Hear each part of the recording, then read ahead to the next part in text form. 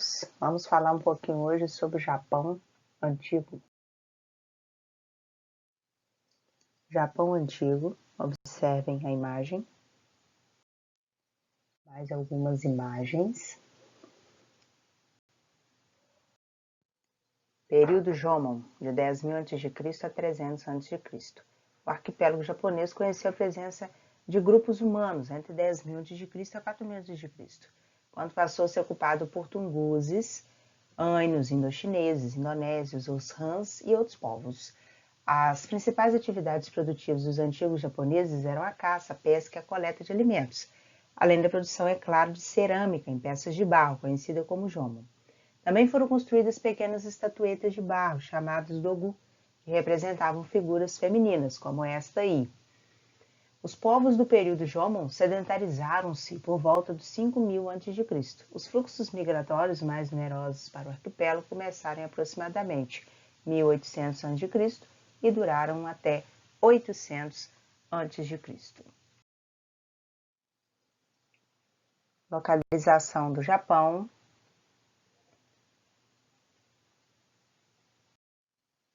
Período Aioi, de 300 a.C. a 250 depois de Cristo.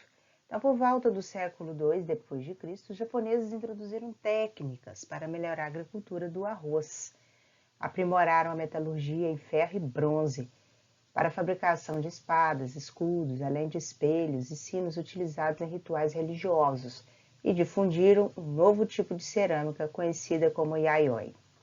Esse período foi muito importante para a história japonesa, pois os contatos entre culturas estrangeiras do leste asiático tornaram-se mais intensos, especialmente com as populações que habitavam as regiões da Coreia e da China.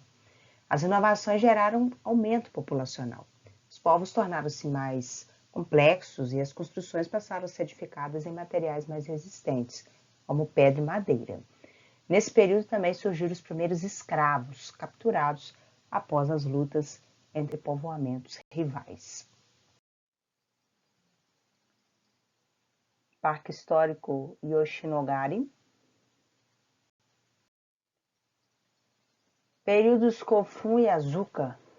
Início do governo Aimato, de 250 a 710.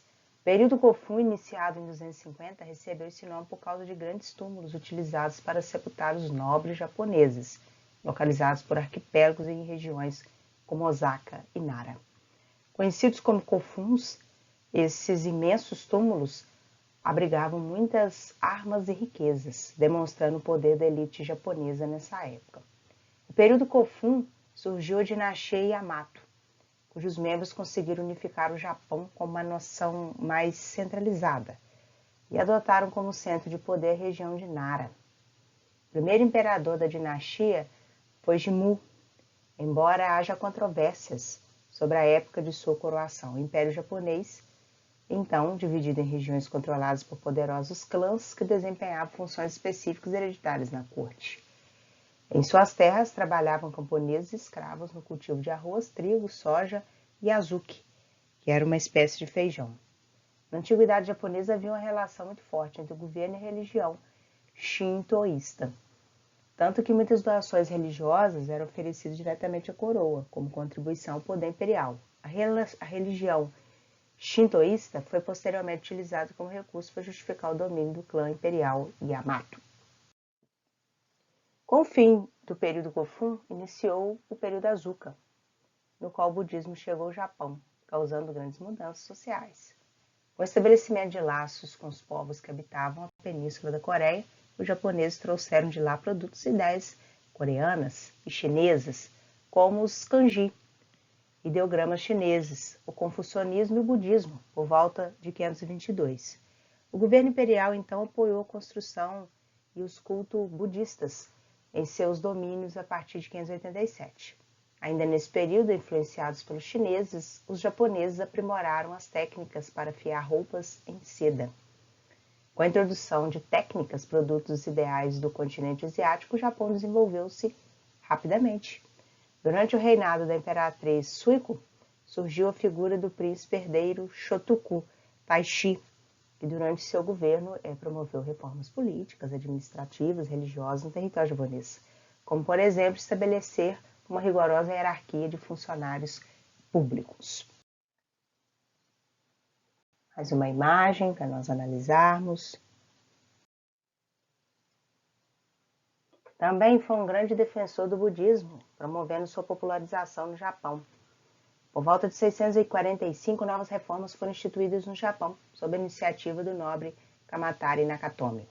Com o apoio do príncipe herdeiro Nakano Oie, eles decidiram afastar da corte imperial as influências de outros clãs, implantando um regime mais centralizado, inspirado pelos avanços chineses. A dupla conspirou para eliminar os clãs rivais, dando início à reforma Taika.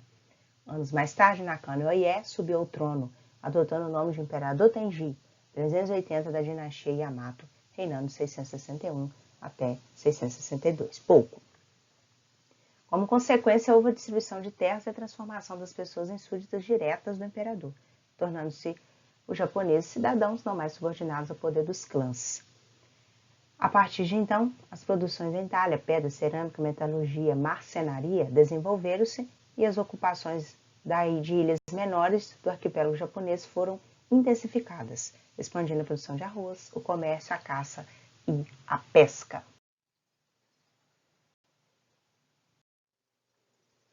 Período Nara, de 710 a 794. Neste período, a capital do império foi estabelecida na cidade de Nara, o que levou o Japão a desenvolver a sua primeira metrópole, composta por ruas geometricamente regulares, grandes edificações, feiras onde eram comercializados produtos e gêneros. E foi nessa época que a moeda de cobre foi cunhada pela primeira vez. E templos budistas. Nara chegou a abrigar mais de 200 mil pessoas. Entre elas havia muitos escravos que trabalhavam no campo, nas indústrias caseiras e nas grandiosas obras públicas. Embora o imperador possuísse toda a autoridade e os títulos que lhe davam poder e prestígio, sua função era mais simbólica e cerimonial.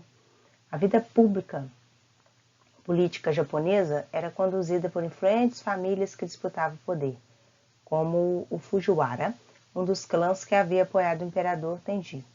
Durante este período, os intercâmbios com o continente asiático intensificaram-se. A quantidade de estrangeiros no Japão, como chineses, indianos e persas, aumentou, assim como o envio de estudantes japoneses para a realização de estudos na China. Esses estudantes, quando voltavam ao Japão, assumiam funções burocráticas na corte imperial.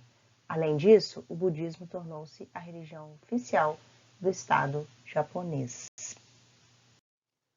Período Heian.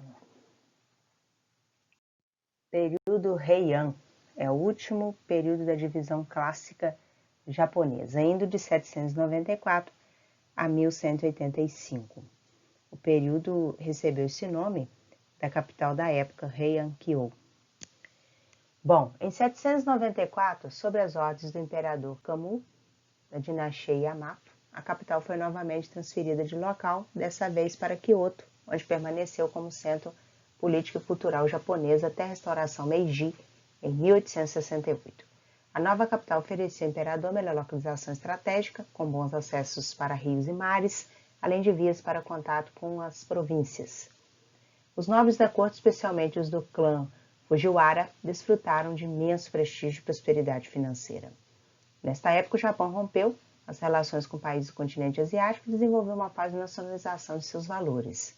Os kanjis, inspirados pela cultura chinesa, foram substituídos pelos kana. Houve incentivo para o aperfeiçoamento das artes plásticas e muitas obras literárias foram escritas especialmente por mulheres das famílias nobres. Nessas obras, as autoras apresentavam relatos detalhados sobre o cotidiano da vida na corte.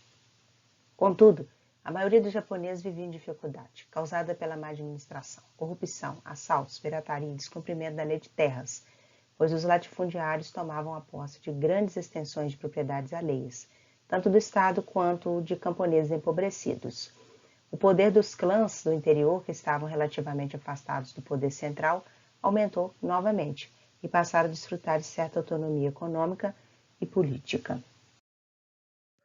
Com o aumento da violência e a ausência da proteção policial nas zonas rurais mais afastadas, começaram a surgir os samurais, guerreiros encarregados de proteger essas terras e a vida dos chefes do clã.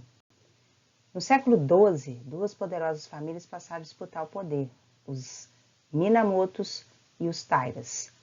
A rivalidade entre elas gerou conflitos civis que culminaram com o declínio da família Fujiwara e a Guerra Genpei, entre 1180 e 1185. Após o período de crise, os Minamoto saíram vitoriosos e passaram a ocupar a posição de comando dos interesses imperiais. Entre 1185 e 1333, a administração do Estado, que estava nas mãos da aristocracia da corte, passou para o controle dos militares samurais, inicialmente sob as ordens do líder militar Yoritomo Minamoto. Foram criados cargos para manter a ordem pública e aumentar o poder central do império, como o Shugo, espécie de delegados policiais locais, os Jitos, coletores de impostos dos latifúndios do interior.